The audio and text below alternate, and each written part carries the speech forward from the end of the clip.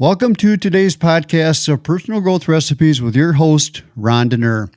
Now I'm going to do a series of podcasts on winning with people, and it's based on a book by an author by the name of John Maxwell. It seems that some people possess an invisible quality that draws others to them, kind of like a magnet. They're just more than likable.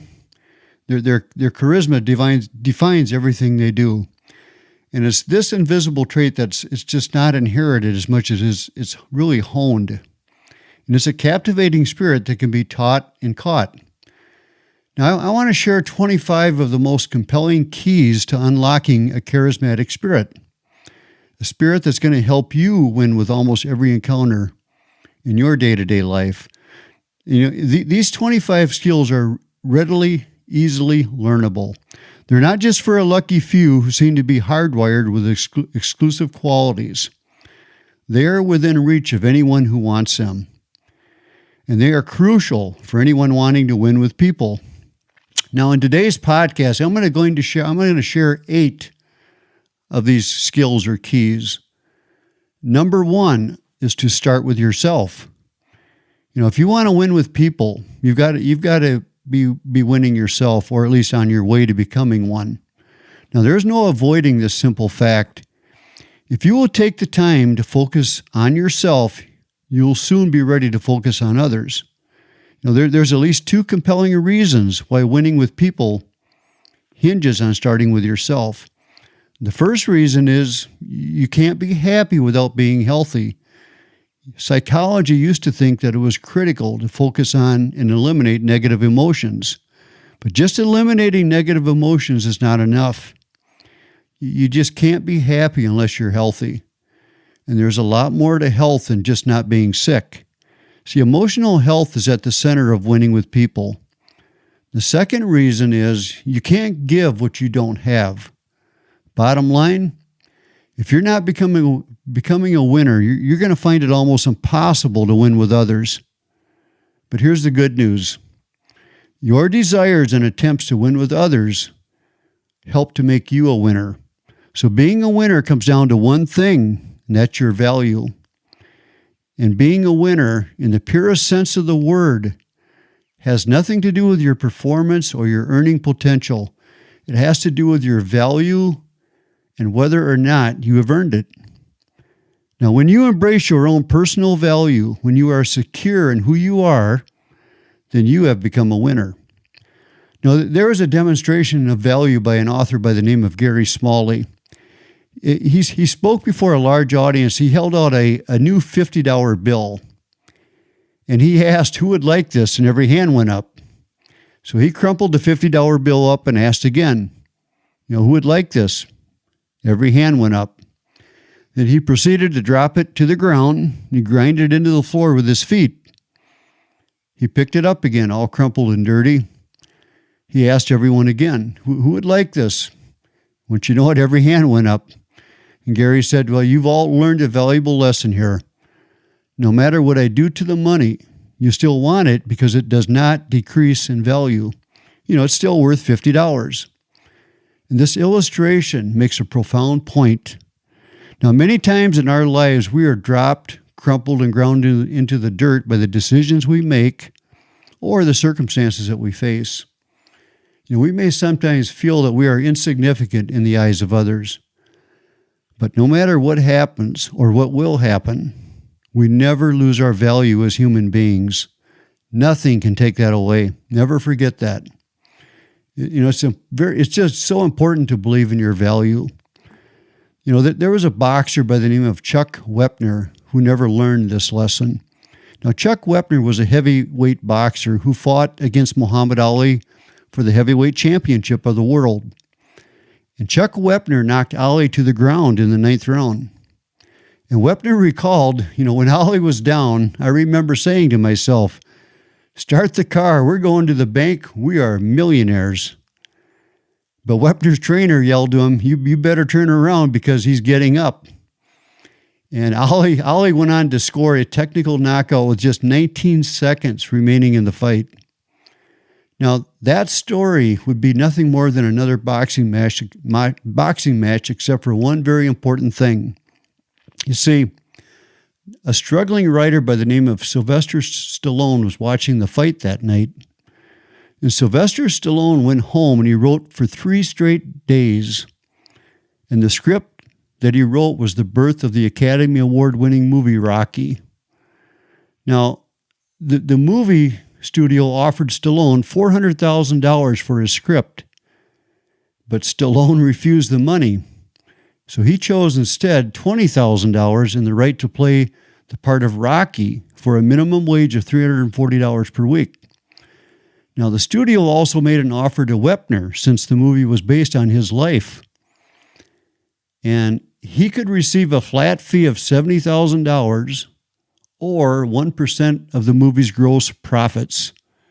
Now, wanting the guaranteed payday, Wepner took the $70,000, a decision that ultimately cost him around $8 million. And once you know it, later Chuck Wepner would go on to work as a liquor salesman. Okay? So, the same thing happens when you sell yourself short. If you don't believe that you've got something of great value to offer another person, you'll never truly win with people. And just, don't follow the path of Chuck Wepner. Who you are is the greatest asset that you'll ever possess.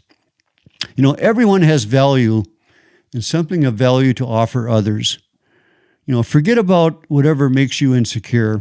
Just ask yourself, how can I increase my value in order to benefit others rather than just myself? And go ahead and list the things that you can improve about yourself, along with the steps to take to make the improvements. Remember, your relationships can only be as healthy as you are. Number 2, practice the 30-second rule.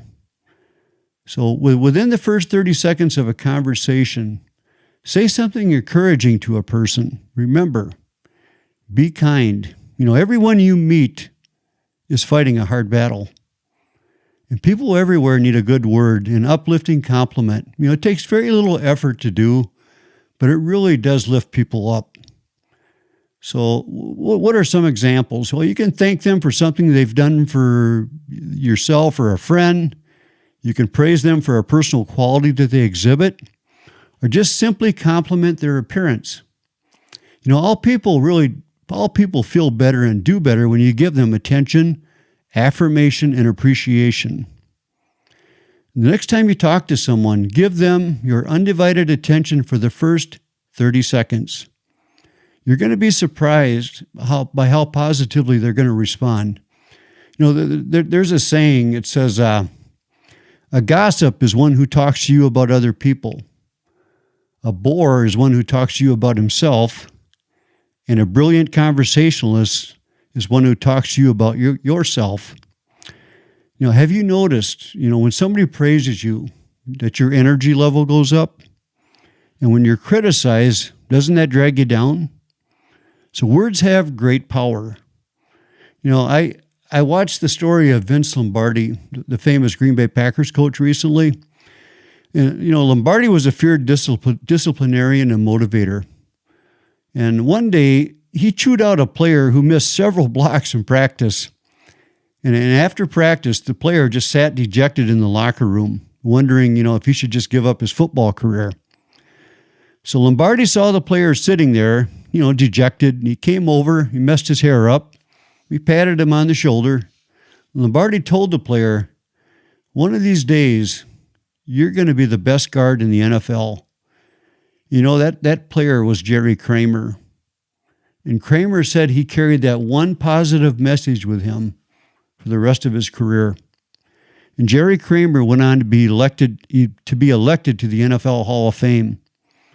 Never underestimate the power of an encouraging word.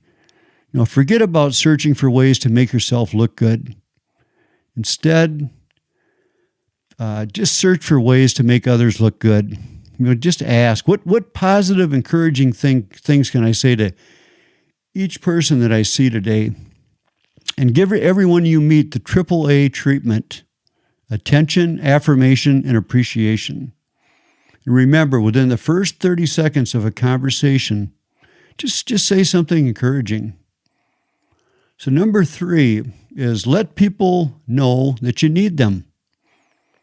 Now, great leaders stumble when they believe people need them instead of recognizing the very opposite is true. You see, leaders can become great when they realize that they are the ones who need people. If you ever want to achieve a dream or a big goal, it's the result of turning the dream from me to we, okay? Have you ever stopped to ask someone for directions? Most people will go out of their way to help someone with a set of directions, right? Why that is because whenever a person feels that he or she knows something that you don't, it gives that person kind of an ego boost, right? Everyone wants to be an expert, even if it's only for a moment. And it's a lot more difficult to achieve greatness alone. So, it's not a sign of weakness to let others know that you value them. It's just a sign of security and strength. And when you're honest about your need for help and include others as you build a team to do something bigger than you are, everybody wins. Research proved long ago that when people feel needed, they are far more likely to be productive and creative. Forget about a prideful attitude that causes you to prove how capable you are without the help of others. So ask yourself this: who specifically can help me do a better job than I can do alone? Who's just waiting to be asked to join in what I am doing? And sincerely ask others for input, for help, or listen carefully to what they have to say.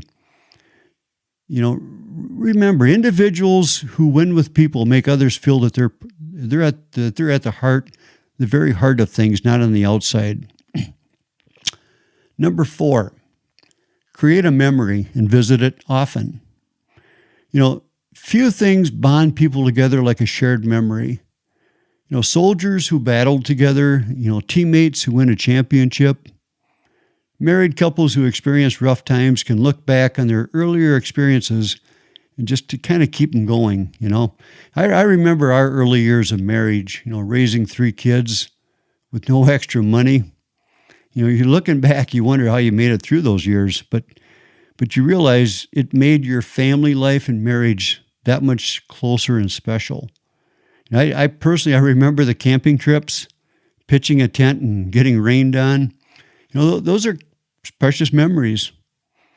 Memories don't find us, we find them. Even better, if we are intentional, we can make memories. I really believe that taking the time to travel with your family or friends is going to create some of life's best memories. A lot of what we do is going to be forgotten within just a few weeks. I personally, I would suggest taking photos to document your travels. Nowadays we can all do this with our phones, right? One touch, it's right there. One of the great things about creating a memory is getting to relive it with those that you created it with. What it does is it creates a connection that bonds people together. There isn't a person who doesn't understand the value of positive memories. They can sustain people during the worst of times and inspire them during the best of times. So, forget about trying to have quality time to make a memory. If you're willing to invest the quantity of time it requires, and ask yourself, what memories have I already created with people in my life that maybe we need to relive together? And go ahead, plan an experience that will commemorate an achievement or milestone that people will talk about for years from now. And remember, we shouldn't wait for memories to happen. We need to make memories happen. Life is too short. Number 5, compliment people in front of other people. It's essential to learn to give your compliments in front of others as well as one-on-one. Why is that? Because that private compliment turned public instantly and dramatically increases in value. I want you to think about something. Everyone has an invisible sign hanging from his neck that says, "Make me feel important." People want to feel worthwhile in complimenting someone in public as well as private. It affirms people and makes them strong. Now, encouragement is what I call oxygen to the soul. Think about this. Think about the last time you received a compliment in the presence of the people who mattered to you. How did it make you feel? Very few things can lift a person up the way a sincere compliment does. Forget about giving compliments only in private. Instead, try to give public praise whenever you can. Ask, who can I spotlight in front of other people? Compliment someone around you in front of others today or tomorrow. Remember, when you give someone a public compliment, you give him or her wings like an eagle. I like that. Number 6, give others a reputation to uphold.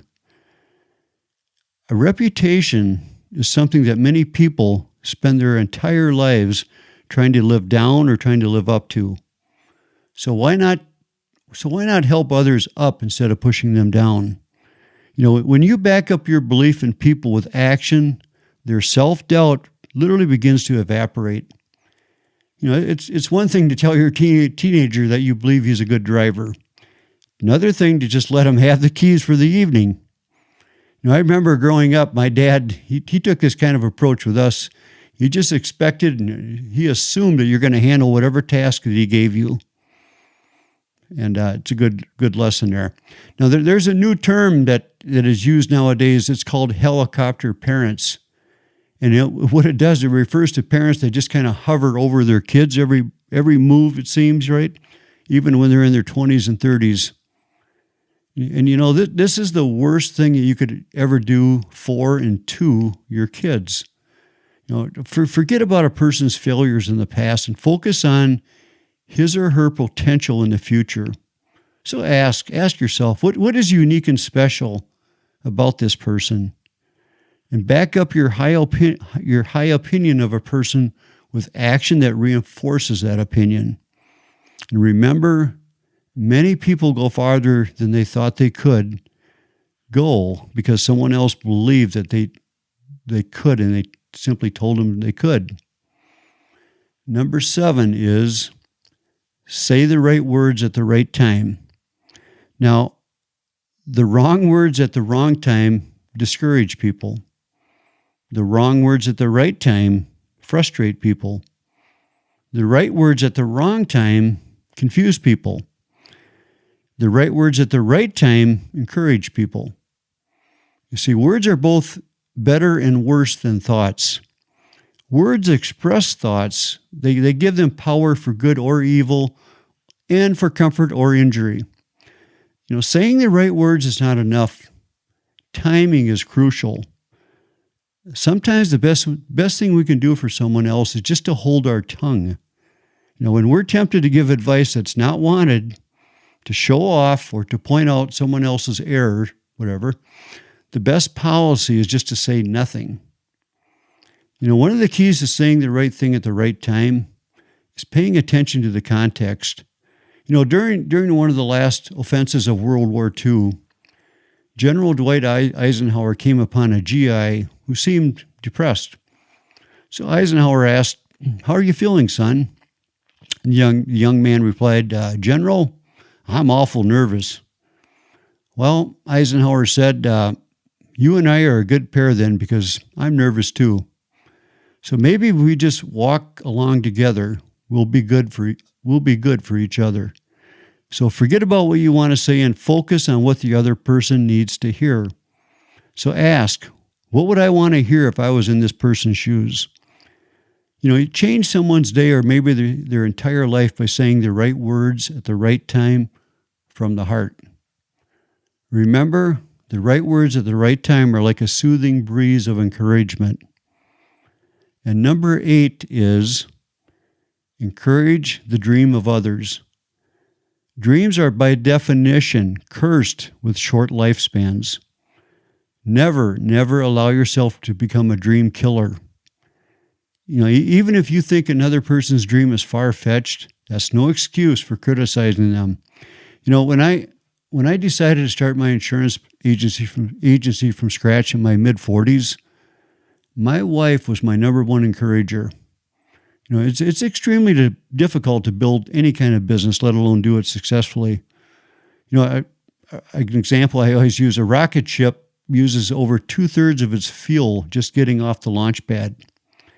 And I tell you, my wife's encouragement and support provided over 2/3 of the fuel that I needed to get my business off that launch pad.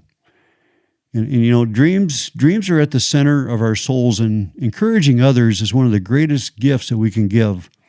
So really start encouraging other people.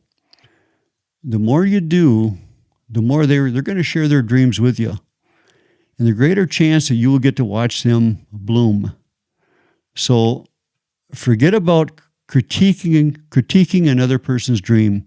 Just ask, who can I encourage today and help them reach their dreams? And offer specific help in bringing another person closer to making his or her dream a reality. Remember, when a person shares his or her dream with you, it's the center of that person's soul. So I hope you enjoyed that, folks, for today. This concludes today's podcast of Personal Growth Recipes. And if you enjoyed this episode, please be sure to like, share, and leave a comment down below. Follow me on Twitter at Ron Denner. Follow me on Instagram at DennerRon. Subscribe to my YouTube channel, Ron Denner. Please subscribe to Personal Growth Recipes on Apple Podcasts, and please give us a 5-star rating if you've been enjoying it. And I also want to invite you to like and share our Facebook page, and the wording in that changed just a little bit. It's facebook.com/Personal Growth Recipes. So facebook.com/Personal Growth Recipes. And I also invite you to tune in next Wednesday for my upcoming podcast. And this is Ron Denner, your host for Personal Growth Recipes, serving up and signing off.